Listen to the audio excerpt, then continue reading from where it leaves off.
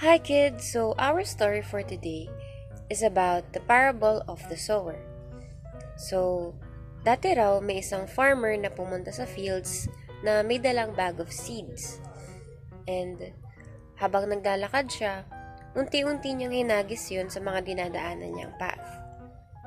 Dahil doon, yung ibang seeds napunta dun sa nilalakaran niyang path.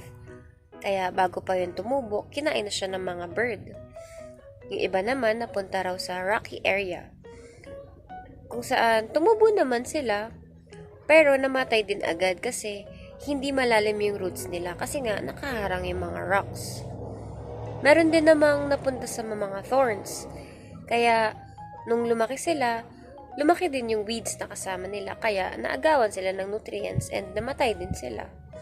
Pero, lastly, yung mga seed na napunta sa rich soil, kung saan nakakuha sila ng maraming nutrients, maayos na sunlight, and nag-grow sila ng maayos. Kaya, nung time na i-harvest na, 100 times more yung crops na naging bunga. So, ang moral lesson ng story natin is that God wants us to be the seeds na na-plant doon sa good soil, na kapag nakikinig tayo sa word niya, nagbubunga yon ng mas marami by us sharing it to other people and also by us showing kindness and goodness to them. So, ang memory verse natin for today is from John 14 verse 16.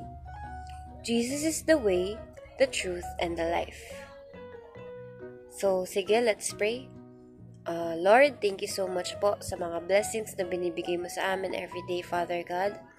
Lord, thank you for our story for today, Father God, Lord. I pray, Lord God, na may we be able to be the seeds that are planted in good soil, Father God, and nawa ay makapagbunga din po kami, Lord God, ng mas marami pang maayos na bunga, Lord God. Lord, help us, Father God, to grow more in you, Father God, and as well as to share your word to other people. In Jesus' name we pray, Amen.